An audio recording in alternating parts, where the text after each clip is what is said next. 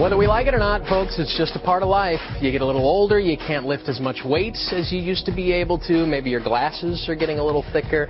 One thing you certainly have to think about and you don't want to ignore is your hearing. Dr. Robert Noble from Associated Hearing Professionals is here to talk about some of the common indications of hearing loss and maybe even more importantly what we can do about it. Doctor, nice to see you this morning. It's nice to see you. So let's talk about the signs. What are the red flags, whether it's us or a loved one, a friend? What should we be looking for? Well, the first thing that people start noticing when they're losing their hearing is that they can hear speech, but they can no longer understand what's being said.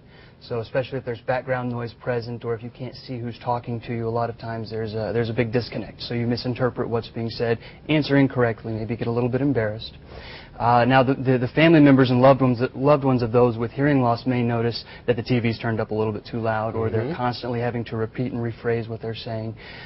So that can be a red flag along with ringing in your ears if you are exposed to noise or whatnot. You mentioned the embarrassment aspect of this. I think if you're on the first-person vantage point of this, there are social implications here. Sometimes people sort of shut themselves in and don't want to go out because of the embarrassment of their known hearing loss. Absolutely. We see a lot of isolation, depression, anxiety develop because you're afraid that you're not going to be able to perform in a social environment, and it's a big problem. In a more clinical, medical way, does a family history of hearing loss contribute? Is that something we should be looking for? Absolutely. Some people have a genetic predisposition to hearing loss. Some people are exposed to medications or drug therapies that may damage their hearing, and usually those types of issues can be managed as the therapy is going on. Things like hypothyroidism, diabetes, heart conditions, circulation issues can all be accompanied by hearing loss. Now, that's the first really I've heard that. That's kind of eye-opening for me, that if you're diabetic, if you have heart problems, and so many of Americans do today, that can be a contributing factor to hearing loss? Absolutely, absolutely. Just about anything that changes the condition or the quality of the chemistry in your blood can affect your hearing organs. So now, the good news, I suppose, in all of this is that noise-induced hearing loss is very, very preventable. And we'll talk about ways to prevent it in a second. But first of all, let's think about some of the noises that we need to steer clear of or be very mindful of. What is it that impacts a lot of the folks that you see hearing-wise?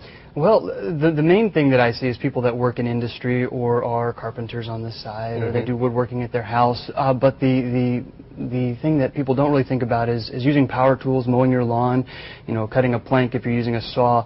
Those types of things can damage your hearing very quickly, but we don't usually think about them. The amount of sound that's produced by something is measured in decibels. We won't get too heavy into the science, but a safe level is what, in the mid-80s, I guess? Yeah, 80 to 85 is kind of the cutoff for when you're in danger. But there are things we're exposed to sometimes every day that are way over, 85 is the safe limit, way over 100, right? Some of them close to 150. What's on that list? Power tools start at around the 90 decibel area and they go up to about 100, 110. Your average rock concert will peak out at about 140 decibels, which for those folks going out to see Sting and the concerts that are going on, take some earplugs, pop Eagles them in. and Dixie Chicks tomorrow in Busch Stadium, that's going to be loud. But good point. And then prevention, a quick word on prevention too. What can we do to avoid this? There's really only one way to prevent it, and that's to wear hearing protection. So for folks who are exposed to noise on a regular basis, either stop by the drugstore, pick up some foam earplugs. If you're a musician or somebody who works in industry or construction, have some custom fitted plugs made for you so they're doing what they're supposed to do.